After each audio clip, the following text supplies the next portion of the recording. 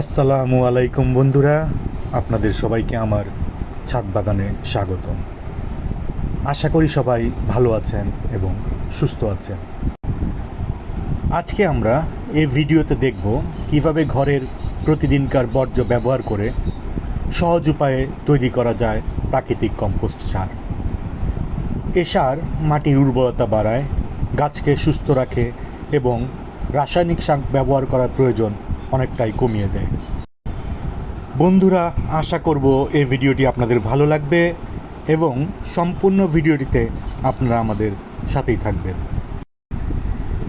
আমরা প্রতিদিন রান্না করার সময় অনেক রকম বর্জ্য তৈরি হয়, যেমন সবজির খোসা, ফলের খোসা, চা পাতার অবশিষ্টাংশ, ডিমের খোসা ও কফি গ্রাউন্ডস।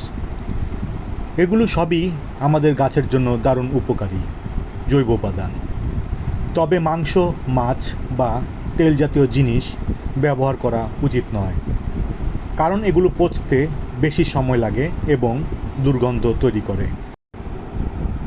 গাছের গোড়ায় সরাসরি অল্প পরিমাণ কাঁচা রান্নাঘরের বর্জ্য ব্যবহার করা যেতে পারে, তবে বেশি পরিমাণ ব্যবহার করা উচিত নয়, কারণ বেশি দিলে সেটি পরে দুর্গন্ধ সৃষ্টি করে এবং গাছের শিকড়ের ক্ষতি করতে পারে।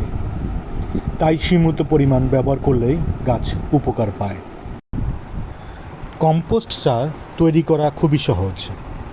এর জন্য আমাদের দরকার হবে একটি ঢাকনাযুক্ত বালতি বা ড্রাম, শুকনো পাতা, মাটি আর রান্নাঘরের বর্জ্য।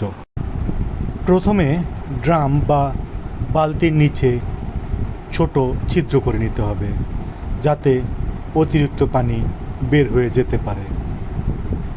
প্রথমে বালতির উপর এক স্তর শুকনো পাতা দিন, এর উপর রান্নাঘরের বর্জ্য ছড়িয়ে দিন, এর উপর শুকনো মাটি দিন। এভাবে একের পর এক স্তর সাজিয়ে ঢাকনা দিয়ে বন্ধ করে রাখুন। এরপর প্রতি 7 দিন পর পর ঢাকনা খুলে মিশ্রণটি দেখে নিন। প্রয়োজন হলে মিশ্রণগুলো একটু নেড়ে দিন, যাতে বাতাস ঢুকতে পারে এবং পচন দ্রুত হয়। প্রায় 30 থেকে 40 দিনের মধ্যে এই বর্জ্য পুরোপুরি পচে গিয়ে কালচে রঙের গুঁড়োর মতো সার তৈরি হবে। এটি আমাদের কম্পোস্ট। এর কোনো দুর্গন্ধ থাকবে না, বরং হালকা মাটির গন্ধ হবে। বন্ধুরা, ঠিক 5 সপ্তাহ পরে আমরা এটাকে আবার খুলে দিলাম। বন্ধুরা, আপনারা দেখতে পাচ্ছেন যে কম্পোস্ট সার মোটামুটি রেডি হয়ে গেছে, যেগুলো আমরা ইচ্ছা করলে এখন গাছের গোড়ায় দিয়ে দিতে পারি। আপনারা টবের মাটির সাথে সরাসরি একে মিশিয়ে দিতে পারেন, অথবা গাছের গোড়ায় পাতলা স্তরে ছিটিয়ে দিতে পারেন, অথবা যদি মাটির পুষ্টি কমে যায় সেক্ষেত্রে ওই মাটির সাথে মিশিয়ে দিলে গাছ আবার সতেজ হয়ে উঠবে।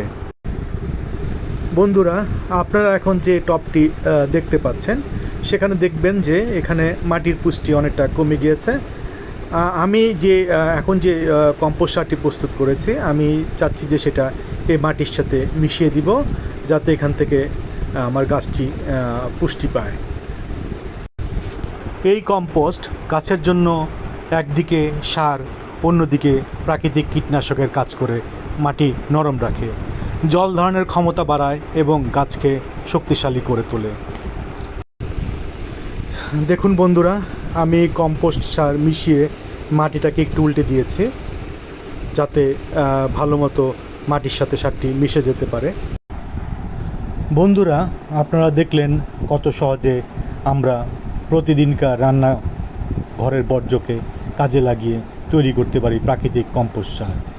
পরিবেশও বাঁচবে, গাছও হবে সবুজ আর সুস্থ। আপনাদের যদি ভিডিওটি ভালো লেগে থাকে তাহলে লাইক, শেয়ার আর সাবস্ক্রাইব করতে ভুলবেন না। আগামী ভিডিওতেও আপনাদের সাথে আবার দেখা হবে। ধন্যবাদ, ভালো থাকবেন।